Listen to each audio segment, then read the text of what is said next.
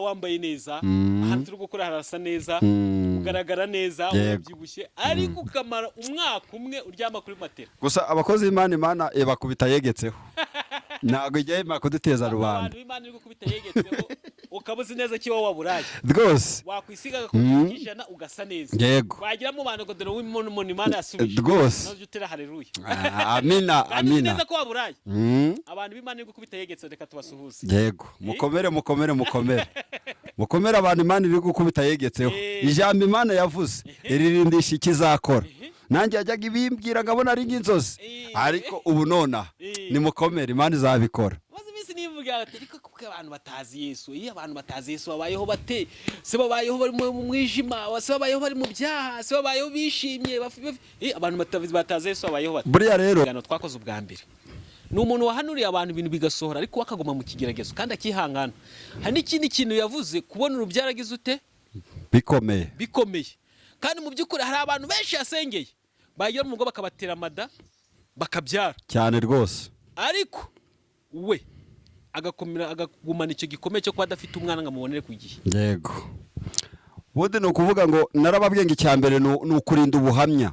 Iyo urinze ubuhamya bwawe ukemera Imana ikagukubita yegetse ari byo nababwiye.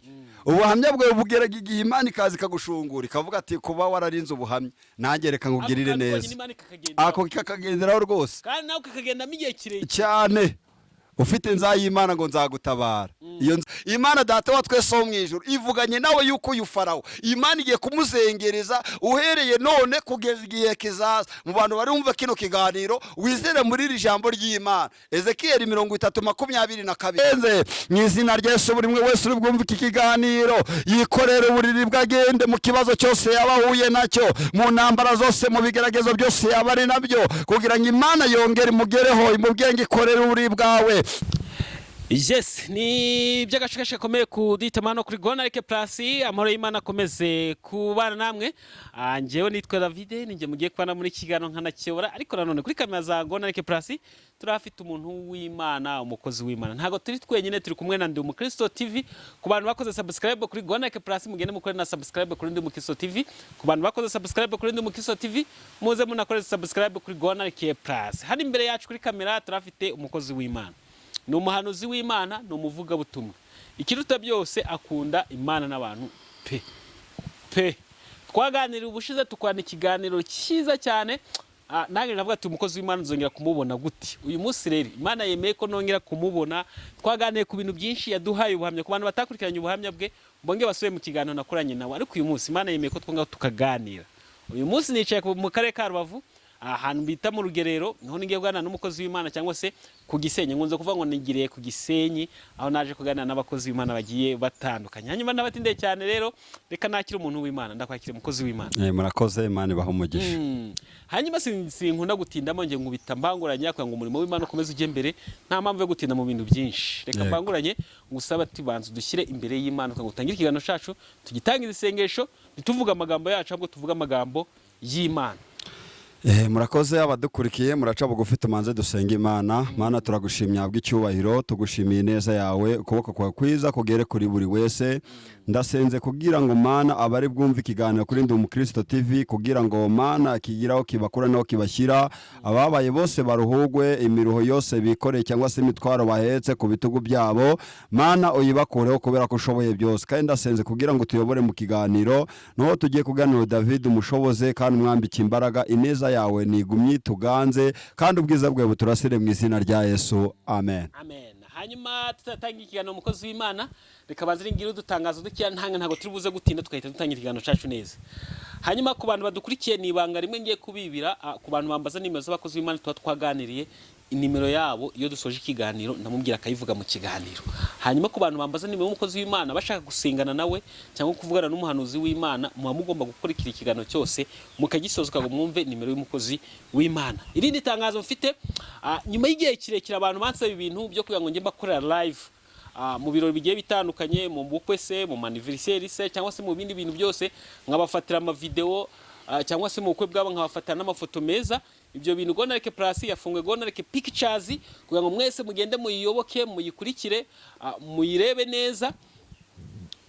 cyane cyane hari serivisi dufitemo nziza ku bantu batuye hanze y'igihugu no ku bantu bashaka kwerekana ibirori byabo ku buryo bwa live. Twatufunga akantu kitwa stream live, ako kaje dutambutse ibintu online live biri gutambuka ku bantu bafite imiryango iri hanze. Ibyo bintu tuzatubitambutsa ku bantu bashaka gukurikira ibyo bintu byo hanze. Ikindi dufiteho discount, tugafiteho kugabanyiriza abantu amafaranga mu gihe usanzwe ukurikira Gonarike Plus. Ni akantu keza cyane. Hanyuma mwaduhamaga kuri 078 27 51 abantu bafite ibiriyo babuza babo ariko bari hanze bashaka gukureba mu buryo umuhango wose uri kugenda, ni karibu. Abantu bafite ubukwe mushaka gutambutsa ibintu byanyu live, mugomba kuduhamagara kuri iyo nimero cyangwa se mukatwandikira. Kozi wa mana umeze ute? Turashima umwami Yesu nta kibazo. Wakoze ubukwe? Yego. Ntago neza gufotora Gonarike Pictures sindaye kuzagufotora. Oya birakwiye. Nuko bitasubira inyuma. Nabisubize inyuma ukamfotora rwose. Ubwo none ubaye wande kandi noneho ikintu kiza dufitemo discount ku bantu basanzwe bakurikirana Gonarike Plus. Yego. Gonarike Pictures hari ukuntu ugira ubushobozi ariko ukaba ufite amafaranga makeya, wahamagara abantu benshi bakagira ute bakaguca amafaranga y'ikirenga. Kandi warasenze Imana ikavuga ngo ngiyewe Imana yanyemere ko hazaba arimo amakamera tugakamerwa. Sibyo? Yego.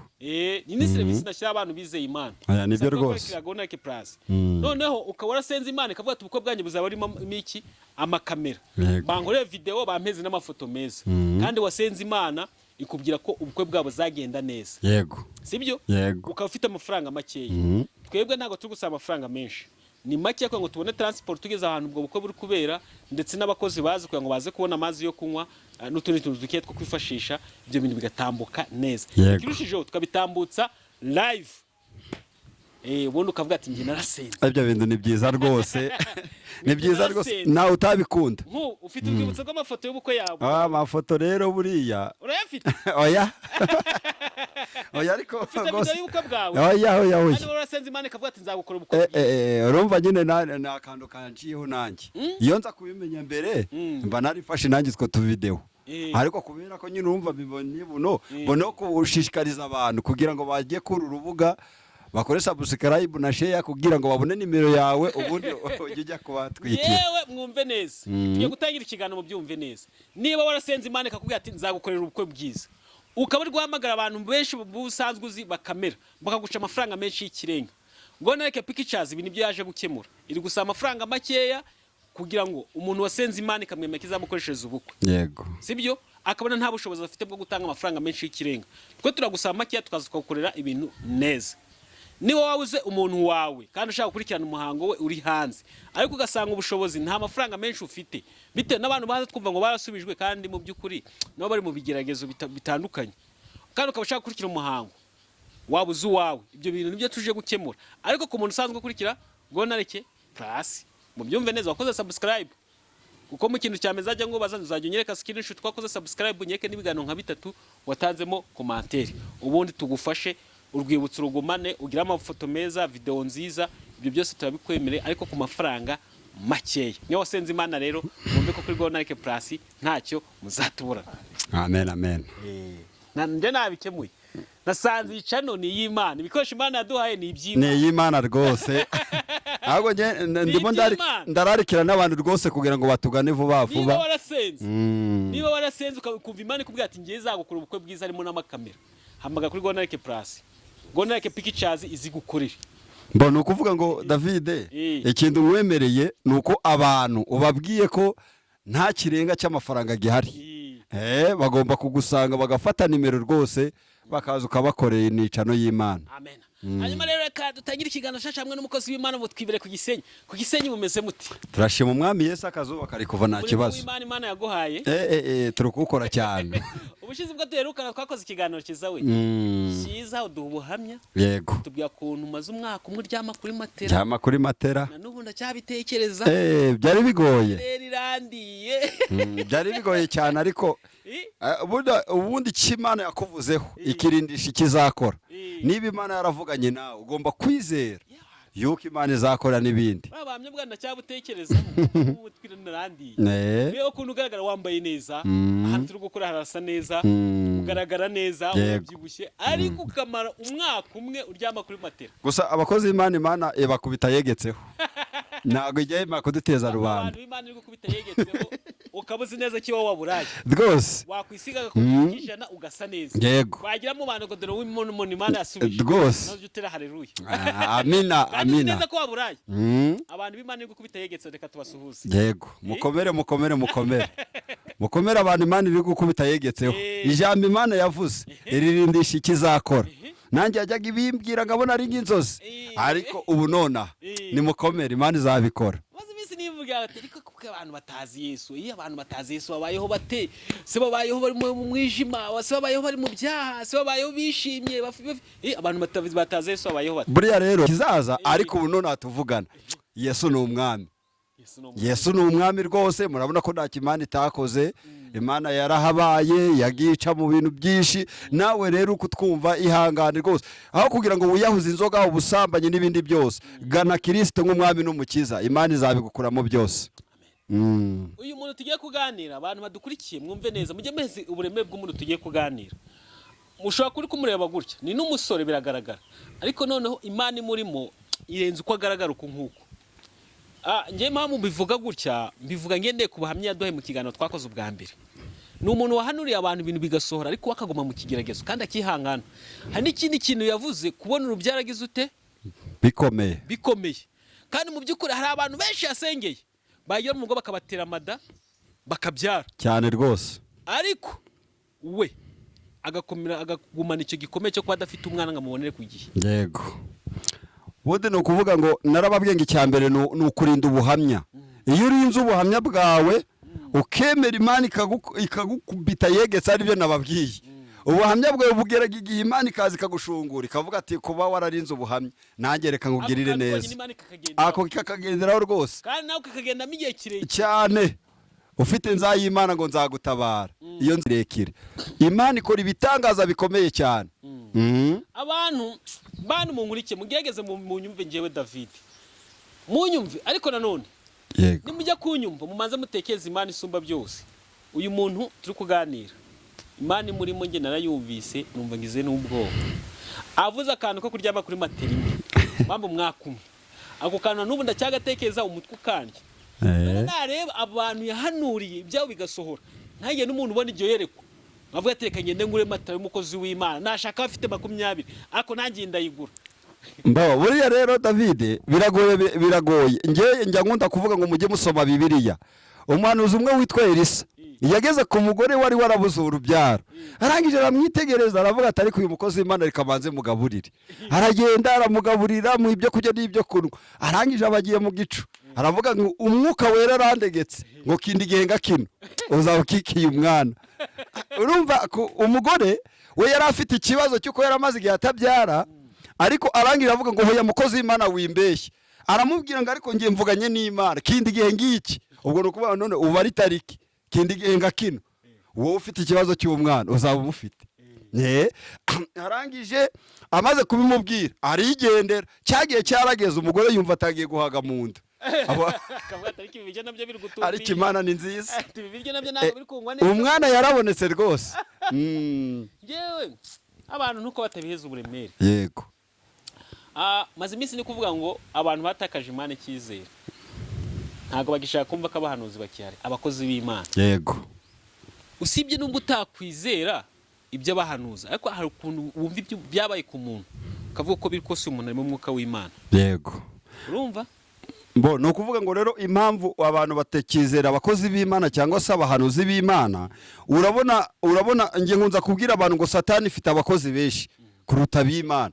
ni ukuvuga ngo ubuhamya y'uburinzi, ubundi Bibiliya iratubwira ngo imbuto umuntu yera nizo zimugira uwo ari we. rero ni ukuvuga ngo iyo utarinze ubuhamya nyine ubigicamuke nk'abandi, ariko iyo urinze ubuhamya bwawe cyane rwose, iyo urinze ubuhamya ukaburinda neza ugahagara ku Imana yavuganye nawe, Imana iraza ikavuga ngo umwana wanjye kubera ko wararinze ubuhamya n'imbuto zawe kubera ko ari nziza, ndi Imana igutabaye. Imana ikaga kuguteza rubana. niyo mpamvu nakubwiye David tugitangira ngo Imana ikubita yegetseho, none bishobora kuba ari bibi ejo bikaba biri neza. rero umuntu usenga ntujye umukinisha, aratungura. aratungura rwose. umuntu usenga apfa kuba yaravuganye n'Imana, ari Imana yavuze. wabivuze neza. rero umuntu ujya kubaha uzahere kuri abo bantu batatu. yego Uzubaho umuntu w'umwana. yego Burya umwana uko byagenda kose yego yakivuka. yego Kategori zose wamubaramo zimushyiremo. yego Bese ikintu cyose wamubaramo. yego Umwana akivuka wamubaramo bazaba abaperezida, yego bazaba abasirikare bakomeye, Yego. bazaba abakire. Umwana akivuka ibyo byose abagize ute? yego ababyiteze Sibyo? yego Mu bwa buzima bwiza bwose utekereza Yego. wawumubaramo. Yego. Uwo ni umuntu wa mbere ugomba kugira ute? kubaha Kubaha. Hari undi rero ugomba kubaha. Umuntu uri gukina n'ikaramu uri kwiga. Sibyo? kabisa Uwo muntu uri kwiga yego ntukarebe buriya n'abakomeye abakazi abakazi ubwo yakwiga akabura akazi rwose isaha n'isaha ushobora kubona ya karamu ye ya kera aratungurana ukabona nawe ubonye akazi ke rwose waramupingaga ikaramu ye kakagira ute kakamuhesha kabisa akazi keza ukamukenera cyane rwose. umuntu wa kabiri yego umuntu wa gatatu rero ari usanga twese twisangamo umuntu usenga Imana, umuntu usenga Imana by'ukuri shyiraho ngo by'ukuri waba uri mutoya waba uri he, umuntu usenga Imana by'ukuri cyane twese kategori tuyisangamo. yego waba ufite imyaka 100 waba ufite imyaka 20 Yego. 15 yego umuntu usenga Imana atungurana ntago areba ngo yarize, ntareba ngo akiri umwana, ntareba ngo arashaje, ahubwo isaha y'Imana iraza ikagira ute igakora. Buriya David hari ikintu hano uvuze abo bantu batatu, hari ikintu hano navuga ku muntu usenga.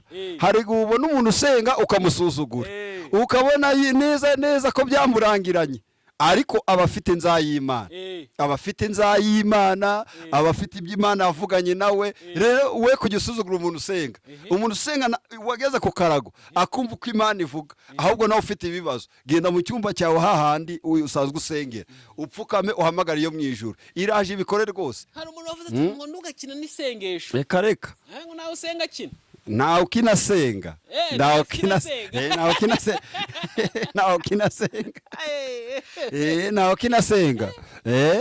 nawe ukinasenga rwose. Ariko Mana we ashimwe kuba waraje ukaducungura pe. Buriya rero David, Yesu nawe uribuka hari aho yageze aravuga ngo data niba bishoboka iki gikombe kindenge, ariko bye kuba uko nshaka ahubwo bibuka ushaka. Uwa kabiri Mose yakuriye kwa Farawo atemegwa, ariko Mose aba umwami. Rero nawe mu kigeragezo wabuhagazemo, mu bantu badukurikiye bari mu gihugu cy'u Rwanda bari hanze y'igihugu, mu kibazo cyose waburimo wibuke yuko Mose yakuriye kwa Farawo atemegwa, ariko abaho nawe uzabaho. None ukuntu ntinya Imana Mose yavuye kwa Farawo atorotse, Imana nanjye imusubizayo kandi nzi neza ko yavuye yakoze amanyanga. Musubijeyo nibagirwa amanyanga yagize ute yakoze, ntabwo yongera akora andi manyanga none zinamurindira. nicyo bundi kuvuga ngo Imana nicyo bivuga.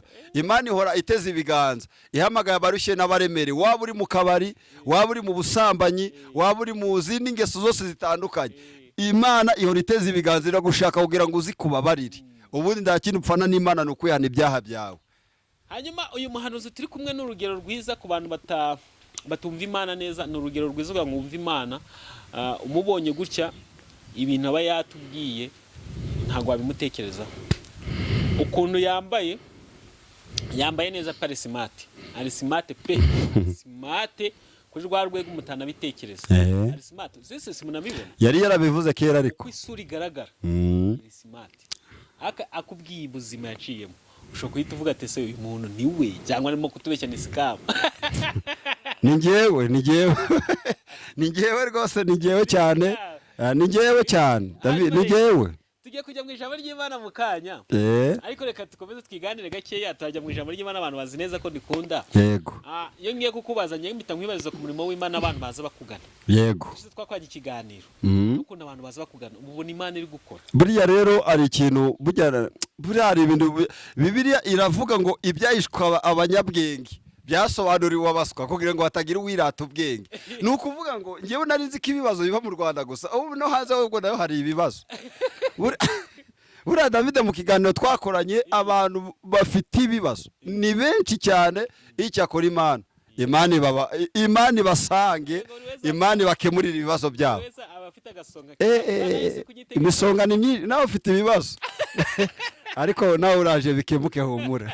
Ubwo wakubitanye n'umukozi w'Imana biraje bikemuke rwose. Naye se ukunda gushya ufite ibibazo Imana ishimwe kuma ijambo ry'ihumure ko birakemuka ubu murabirakemuka rwose nugira kwizera. hari n'abantu bashobora kurikira bakamwe ariko David nguraseka twumva nta mutima mubi wigirira ntawe buriya rero ntabwo wabura guseka, buriya nawe ukurikije Imana yagukuye byari bigoye. Hari igihe wenda nawe utanze ubuhamya ufite agasonga kawe wicaranye, ariko waza ukagatanga imbere y'iki kiganiro nabo bagahita bavuga ati ye uriya David burya nawe byari bikomeye, ariko turashima umwami Yesu, turashima Imana. mw'abantu reka tureke kwirarira mw'abantu nubwo nawe uri hanze wenda no mu gihugu by'amahanga kera hawe urahayobewe ntabwo wahayoberwa, ntabwo wahayoberwa. Buriya rero David hari ikintu kimwe njya mbwira abantu, hari abantu bahura n'ibibazo noneho akaba yarasenze Imana akaba avugana n'Imana, ariko yahura n'ikibazo kadogo akabazo gatoya agatangira akavuga Imana aranyibagiwe, agahita yiyahuza inzoga ngo ni amaze amastress. Hoya dayimoni ndakakunyage, ahubwo cyagiye ucitse indege, niho ibyawe biba bigiye gusubizwa. Cyagiye ucitse indege uri kubona yuko uri kuri zero, niho ibyawe biba bigiye kugira ute gusubiza. Hari umuntu duheruka gusengana arambwira ati mukozi w'Imana ngiyewe narambitse rwose ubu ngiye kwiyahuza inzoga, ati abantu bameze neza ni abantu badasenga. ndamubwira ati ndamahoro y'umunyabyaha, kandi na Bibiliya irabivuga ngo ndamahoro y'umunyabyaha. Ntayo rwose. Ikiza Satani hemba ni ukugukuramo amenyo, kukwica amaso, kukugira ikimuga, ariko Imana yo wayikoreye ntabwo Imana yagutererana. Oya abantu nibareke kwijijisha, nubwo abantu tujya mu rusengo ngo haleluya, kumva umuntu avuze ngo haleluya urumva, ariko ubundi si kuvuga haleluya udakura ururimi mu kanwa, kera hawe urahayoberwa. Ntago wahayoberwa. Bura ikintu mbona kigora ninuza n'agahinda. Agahinda nawe wabambaye costume, naho waba ugenda muri lava, naho waba ugendera muri Benz, agahinda kaba kakicaye hano mu mutima. Ubwo ni ukuvuga ngo uko wagenda hari igihe wicare mu ndebe wanatera haleluya ukibuka ibikomere byose wahuye nabyo, ukavuga ngo haleluya, ariko ukibuka yuko mu rugo byakomeye. Imana rero igusangiwe kwizera mu izina rya Yesu ikugereho. Koko urirengagiza, hari abantu birengagiza bankana pe, hari abantu birengagiza, ariko tureke kuvuga kwa bino bintu tuvuge kwa bino bintu icyo gishoro waba udukurikiranye uri kutwumva nuzatureba wese kuburiho nicyo gishoro cya mbere, kuburiho nicyo gishoro, kabone ko naho wakena, kabone ko naho wakwangwa n'imiryango, kabone ko naho wabura agaciro, ariko kuburiho nicyo gishoro. Imana igushakaho ibintu bibiri, icya mbere ni ukwizera, icya kabiri ni ugukizwa. Nibyo bintu bibiri Imana igushakaho gusa. Ni wizera ugakizwa, Imana izabana nawe. Urabona hari umugore umwe ngo wagiye afata amarira ye ayasuka ku birenge bya Yesu, amuhanaguza umusatsi we. Yesu aravuga ngo niba wizeye ubabariwe ibyaha byawe. Aramubabarira, arangije aragenda. Bari bafashe ibibuye David ngo bamukubite, ariko Yesu aravuga ngo utarakora icyaha namutera ibuye, ariko habura n'umwe. Ubwo rero wowe mu byaha byawe waburimo, Yesu agutegeye ibiganza, araguhamagara ngo wowe urushye nawe uremerewe, ngwino umusange akuruhure. Buriya sinzi ko abantu babyumva, ariko mujye mumfasha mu byumva. Mujye mumfasha mu byumva. Bagomba kubyumva, kubera ko no kuvuga ngo iyi si, ubundi iyi si tuyiroho nk'abantu bazapfisha. Hari abantu bigize abanyabwenge, kandi ibintu by'Imana, n'abantu muri ibintu by'Imana ko ikimushyira mu bwenge bwinshi. Buriya ni ukuvuga ngo nuko umuntu ntago barabona iby'Imana nda bwenge bubamo. Oya iby'Imana nta bwenge bwinshi umuntu ashyiramo. Ntabwo pe iby'Imana ivuga ni ibintu byumvikana, ni ibintu bisobanutse. Iby'Imana rwose ubwenge bwinshi. Imana yivuganye nawe ngo nzakora ibizakora, reka gupanika ubwenge, reka gusiramo za nuze za nararibonye zawe, ahubwo wowe uvuge ngo ninavuganye n'Imana. Niba ikubwiye ngo kino kireke ni icyaha. Hari abantu rero usanga mu bwenge bwinshi kavuga ati nimbigenza gutya ngo biraza kugenda gutya. Nukuvuga ngo hari abantu bicira inzira. Imana ikavugana nawe ati wenda uzacuza boutique cyangwa se uzatura handi runaka, akumva ko Imana ivuganye nawe ejo mu gitondo agahita ashaka. Yashaka rero urumva ryasezerano ry'Imana bariciyemo, ubuse uzabaza Imana iki?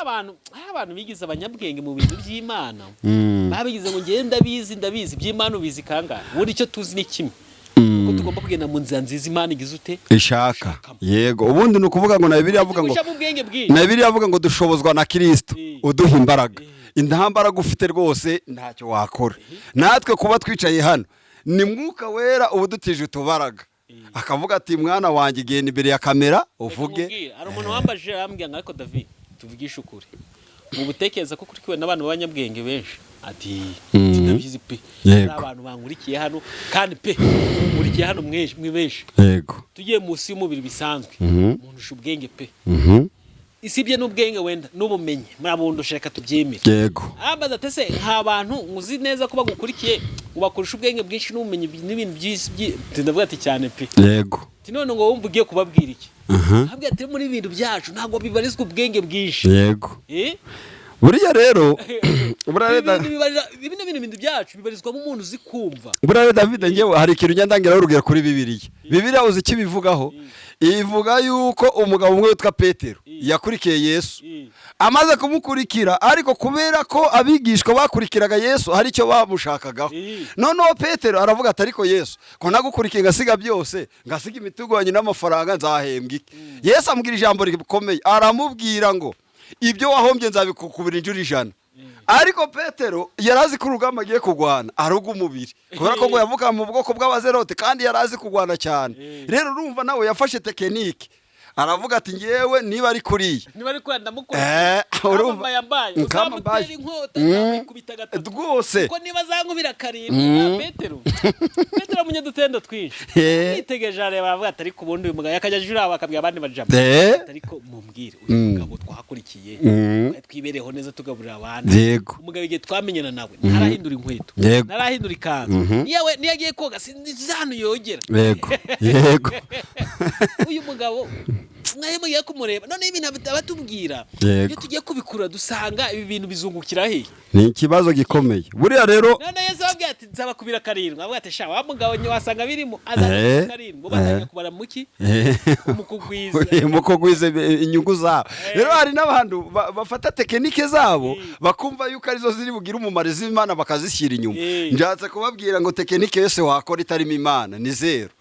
Nyine niyo bashaba ubwenge bwinshi ubwo Petero yazanyemo bizanga kuko wenda uranyibukije unyibutse uyu mugabo witwa Petero nari ahantu bageze ngo Yesu arababwira ngo mwikorera amabuye bazamutse umusozi ngo Petero ngarangije avuga ati uyu mugabo ko tuvunisha aya mabuye tuyamaze bamwe bariko abikora yo bashoboye wikorera ikinini cyashoboye Petero arangije ataba nta Babylone batire gatoya Yesu ababwira ati rero nahinduka imitsima muri cyo Petero yasanga afite gato uyu mugabo none ndabona ibye bikaze ngo bageze imbere gato bababwira ngo mwikorera ibindi ngo bikora ibindi none Petero ngagenda yikorera ikintu kinini yego ngo baragenda ngo bageze hakurya ngo narayisangije avuga ati mujugunye ngo bigende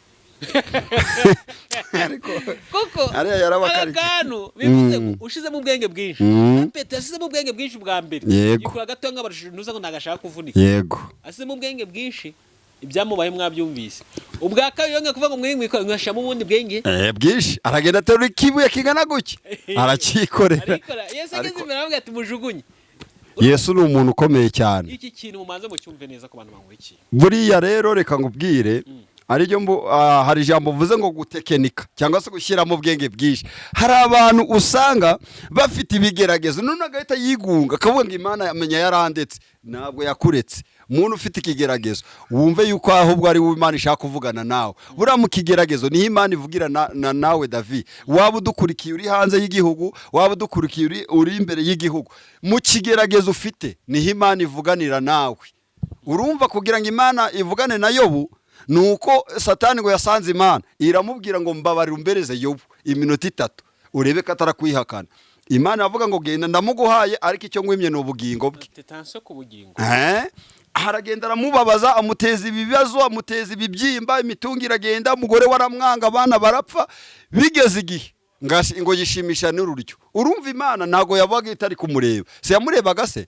Rero impamvu yamurebaga ikavuga ngo reka nzembe muretseho gatoya nukugira ngo abantu bamanze bagira icyo kuvuga ubundi babana ho kuge nibabona icyo kuvuga kigashira ni Imana izaza gukora. Humura reka bakuvuge reka bagusebye reka bagigucurange njatse kukubwira ngo nta kintu na kimwe kitagira iherezo.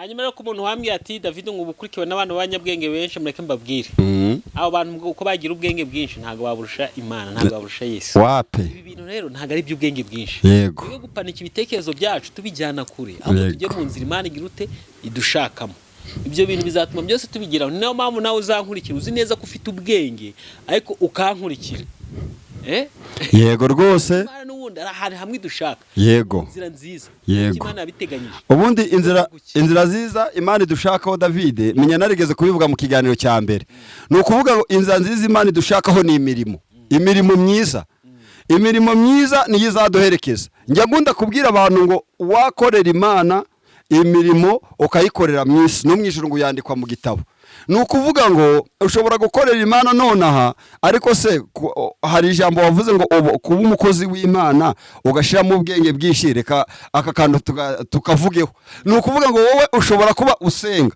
ariko ukaba usenga akaba ari nta mirimo ufite zero ni ukuvuga ngo Bibiliya ikibivugaho iravuga ngo imirimo myiza ni ugusura imfubyi n'abapfakazi no gufasha abantu bababaye niba uzi neza ko ufata ibihumbi 100 ukabijyana mu rusengero mu dini ukaba uturanye n'umuturanyi wawe akaba yarabuze icyo kurya ukaba utamufasha nugera imbere y'Imana sinzi icyo uzireguza kubera ko iby'Imana igushakaho ni uko wafasha mugenzi wawe yagira ikibazo ukamudepana hari umugabo umwe nakunze niyumva kino kiganiro acyumva Imana imuhumugisha yaravuze ngo ngewe iyo nakoreye 100 wenda tuvuga igiceri cy'100 60 nyahereza abantu basenga Imana kubera ko baravunika iyindi 40 ngayishyira iwanjye igafasha abana n'imiryango urumva uwo muntu afite imirimo myiza cyane hari abantu rero usanga bafashe ng'ibihumbi urugero David ufashe ng'ibihumbi 200 ubijyanye mu rusengero harimo umuntu waburaye harimo umuntu wambaye ubusa ubishyize imbere mu rusengero utekereza ko wa muntu arataha ari kuvuga ngo iki uzashimwe na pasiteri ariko Imana ntabwo izaba iri kukureba ntabwo izaba oya nibyo reka tuve kwingingo abantu gusa ikintu njye mbasabye reka tuve kuri ibintu twigana ku murimo w'Imana nabwo ni umurimo w'Imana turi kuvugaho reka tuve kuri iki kintu mw'abantu mureke mbabwize ukuri pe ibintu by'Imana nta bwenge bwinshi ntabwo rwose ntabwo tureke gushaka ko Imana kwikorera amen sibyo yego ubwenge bwinshi tubukoresha hano ku isi ariko nitujya mu by'Imana tugende gake dushyiraho akadomo hari abantu bamenyera iby'Imana ariko buranye njya ngira agahinda urugero rwiza uyu muvandimwe uri imbere tushize mu bwenge twe tushe mu bwenge tumurebe ukuri kumureba urabona atari umuntu wavukiye mu ngagara cyane rwose rwose akumva Imana ibereye igitanga twe dushize mu bwenge murebye ukuntu yambaye ishati no kuntu yatebeshe yego yambaye isaha ukuri kumureba gutya ushize mu bwenge bwinshi kubona atarize amashuka ya minuza rwose kandi David rwose ariko Mana ndagushimye Imana ni igitangaza mumurebe yajyaga ivugana nanjye ngo mwana wanjye nzakugirira neza ariko wasanga nakutuko ningi ntaya ariko wa Mana ndagushimye oya kagudu umonige ko ndakaza kandi nako ngamenye vuba ariko dushize mu bwenge bwinshi ngiye kukubara nahita nkubara za bachelor z'amashuri wize wenda cyane rwose cyane bwishize mu bwenge bwinshi mu gihe ariko burana narize David ndunkinishije narize tukureba mu bwenge bwinshi mu bwenge bwinshi bw'isi okay none umenye bwo hanze sibyo yego none twe ibyo tubona turusha mu bwenge bwinshi ariko ugiye mu buryo bw'umwuka wasanga uyu muntu usibye ubuntu bw'Imana ubuntu bw'Imana buraduhagisha wabura kutwumva wabura ukuntu byageze kuri zero usibye ubuntu bw'Imana no ubone twebwe ntacyo turicyo ntacyo rwose ntacyo nibyo nkunze kubwira abantu b'abagabo kuba uri umuntu w'umugabo ufite imbaraga ukaba utari gusenga ufite igihombo ingo za buno zose zubakiye ku isengesho abana bawe wabyara bubakiye ku isengesho reka nkugire inama fata abana bawe nibajya kuryama ugende usasa agakeka ubasengere ubatureye amagambo 2 ubabwire ngo abana banjye bazaba bakomeye kandi muzaba abana b'Imana ayo magambo nuyabaturiraho ibindi byose Imana izabikora burya David Salomo yagiye gusaba ubwenge suko atabonaga amagorofa amamodoka ariko aravuga ngo Imana nimba ubwenge byose nzabigeraho ujye watura abana bahe ibintu byiza cyane mukazi w'Imana yubona ko Imana ikurinze uri umuhanuzi uri umuvugabutumwa ndetse wanahanura n'ibintu bigasohora yego mbwira ishusho bifatamo. buriya rero iyo mbonye ibyo bintu bibaye ndekerezaga buryo ko Imana ifite imbaraga. Njyewe niyo mpamvu nakubwiye ngo umuntu wese ukorera Imana ntabwo azicwa n'inzara, ntabwo azicwa n'inzara cyangwa ngo asabirize. Hari ijambo uvuze ngo iyo tubishyiramo panike cyangwa se ubwenge wabona ko ndi umuntu urenze cyane, ariko kubera Imana ikaba yaramvuze. Ntabwo hari ijambo twatangiriye ngo Imana igukubita yegetseho. Kuba rero Imana ikidutije imbaraga zo kuba twayikorera, natwe ntabwo ari ubwenge bwacu. Aho iyo ngiye guteshuka nanjye mbaga Yesu akavuga ngo data niba bishoboka iki gikombe ukindenze. Ugasanga umuntu yise amashuri yose ashoboka abaho, yize amashuri yose ashoboka abaho, tukaba twicaye mu bisi imwe. Yego. Undi muntu utarigeze wiga ishuri na rimwe akarokoka impanuka, wawe niwize amashuri yose agapfa.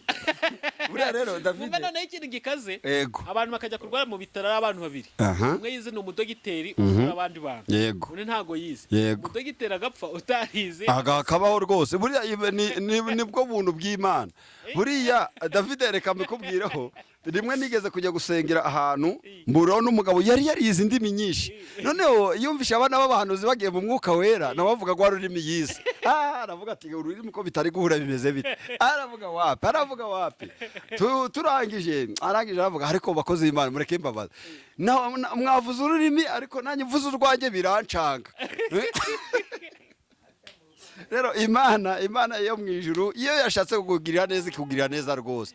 Aho ngaho iyo abantu bagiye gutekereza bakareba bakavuga ati ndariko rero aha ngaho niho bita biducangira. Batabwe usibye Uwiteka gusa. Ni iyo wizeye Imana byose irabikora.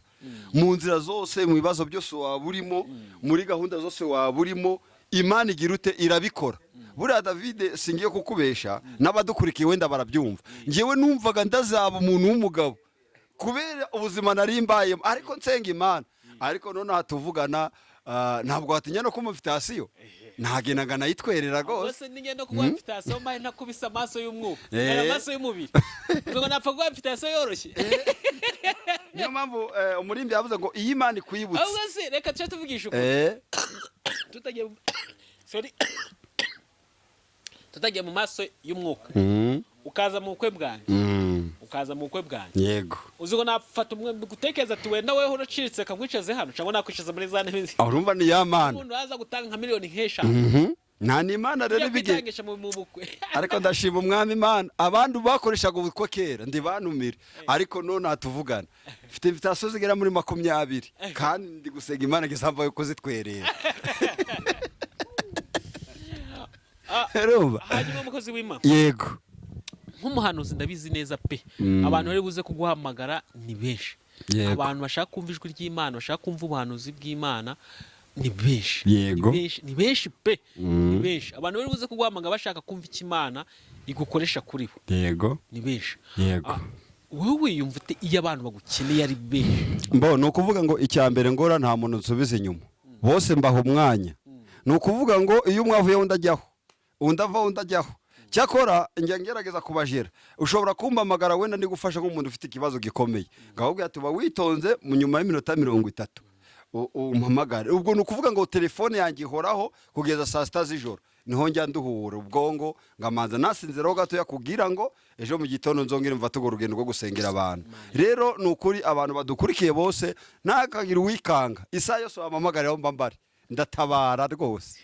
Abantu badukurikiye muze kumuhamagara no murimo w'Imana. Nje hari umuntu wamye ngo David ukora umurimo ukomeye ariko nyema mbona udakomeye kuko n'umurimo mbikora ari Imana yantumye. Ntago nikoresha nakwiryamira ngasinda.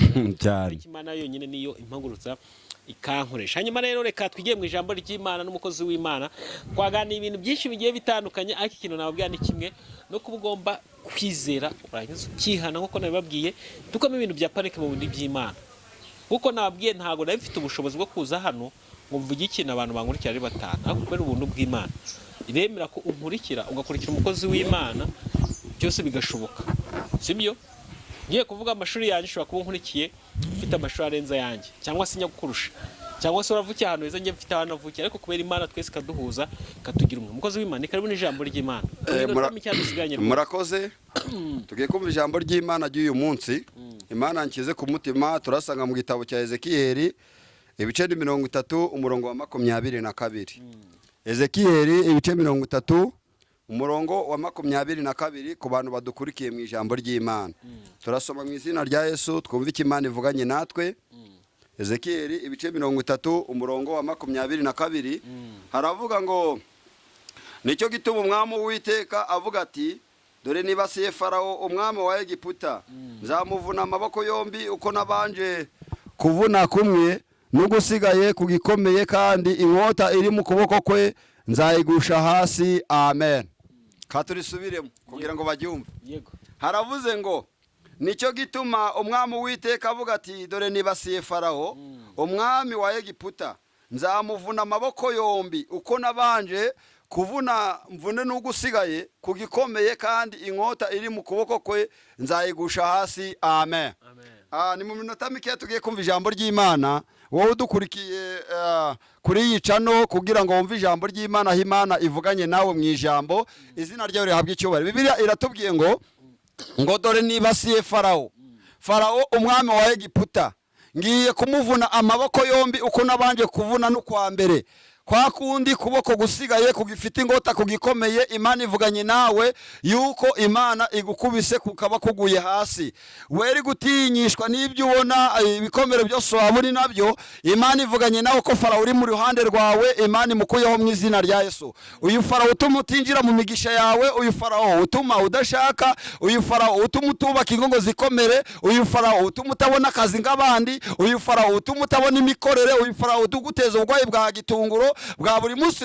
Ndakwihanganishe ngubwira ko uyu Farawo uri imbere yawe Imana imuvunya kaboko kandi kari gasigaye katuma gutizera Imana. Uyu Farawo Imana imuteye hasi kandi kano kaboko ko Imana ikagushira hasi mu izina rya Yesu. Rero reka gutinya uyu Farawo uri imbere yawe, reka gutinya uyu Farawo uguteza ibintu by'ibigeragezo, uyu Farawo ukugumishije mu bupangayi. Wowe waba uri kutwumva uri mu bupangayi ukaba uri gushakisha inzira ukabona ndanzira, Imana ivuganye nawe ko Farawo imwibasiye uko yavunye amaboko yombi igiye kuvuna n'agasigaye. Aka kaboko kagasigaye rero niko katuma gutinjira mu migisha yawe. Ariko uhereye none Farawo wari imbere yawe Imana imukuye hasi mu izina rya Yesu. Enevo yansede shine meni de grere. Imana ivuganye nawe ngo uhereye none tariki iyi niyi uyandike, uyu Farawo watuma gutinjira mu migisha Imana imutaye hasi mu izina rya Yesu. Iri ni ijambo ry'Imana Imana iduhaye kugira ngo ryomore ibikomere by'abantu. Hari abantu benshi cyane bakomerejwe n'imiryango, hari abantu benshi cyane usanga barakomerekejwe n'abaturanye baturanye, hari abantu benshi cyane usanga barakomerejwe n'akazi bakora. Ariko Imana ikubwiye ko uyu Farawo utuma utagubwa neza, uyu Farawo utuma utagira ibyiringiro, uhereye none Imana ivuganye nawe yuko imwibasiye. Ka kaboko kagifite ingota yo kukwica, ka kaboko gafite ingota yo kukugirira nabi, Imana igataye hasi mu izina rya Yesu. Irakubwiye ngo gira gutuza, Farawo mukuye mu ruhande rwawe. Kuba yakuye Farawo mu ruhande rwawe uha Imana icyubahiro waba uri hose. Dore nanjye ndakiyihaye kubera ko Imana ikuyeho Farawo. Niba Imana ikuyeho Farawo mu ruhande rwawe, nawe uzamura icyubahiro cy'Imana ukande like kugira ngo wumve ijambo ry'Imana. Imana Data wa twese wo mu ijuru ivuganye nawe yuko uyu Farawo Imana igiye kumuzengereza uhereye none kugeza igihe kizaza. Mu bantu bari bumva kino kiganiro wizere muri iri jambo ry'Imana. Ezekiyeli 30:22 ngo dore nibasiye Farawo umwami wa Egiputa, naho yaba ari umwami, naho yaba ari iki, iravuze gira mwibasiye imuvunye amaboko yombi n'agasigaye. Imana irakavunye katuma gutinjira mu migisha. Akira ijambo ry'Imana mu izina rya Yesu. Amen. Yego, turagushimiye cyane mukozi w'Imana kubw'ijambo ry'Imana tugejejeho, kandi nangushima kubwa akanya kose waduhaye kuva ku munota wambe kugeza kuri uyu munota. Ariko Imana ishimwe ko twaganira ibintu bikomeye ku bantu bamaze iminsi bankurikiye ndikubabwira ati tugendane ijambo rivuga ngo turebe twumva ariko tunige. Niryo jambo tunakomerejeho. Ari jambo nzarivuga kugeza igihe muzamubyumva neza. Ku bantu wenda bavuga ngo iki ngiye nkora ijambo ry'Imana, mama nasize kano kanya k'ijambo ry'Imana uzanyanga kwa natambuka ijambo ry'Imana azanyanga uwo si uwanjye. N'ubundi bajya bavuga ngo kurimbuka nta kindi kintu wamukorera ngo bikunde, ngo n'ubundi aba ari uwo kurimbuka. Hanyuma rero umukozi w'Imana twaganire nawe tugiye gufata nimero yiwe nkuko nabasezanyije, kandi nababwira ati nibanga ndi kubibira. Tugeze muri kakanya ko gufata nimero y'umukozi w'Imana ku muntu wifuza gusengana nawe, ku bantu bumvise kurya Imana imukoresha nyaboneka akandiko kanya. Ndabizi mamura muhamagara muri benshi, ariko nanone hari abantu bamukurikira aribwo bwa mbere batafashe nimero y'ubushize, uyu munsi bagiye kuyifata. Murakoze. Nimero yanjye ni 078 04 26 98 7. 078 04 26 98 7. Murakoze, Imana ibaha umugisha. Hanyuma rero nk'uko amaze kutubwira nimero yiwe, reka tumusabe adushyire imbere y'Imana, cyangwa se dusoreze ikiganiro n'isengesho kugira ngo abantu bafite ibyifuzo bigiye bitandukanye, abantu bari mu bigeragezo bigiye bitandukanye, aka niko kanya ko gusengera ubwoko bw'Imana.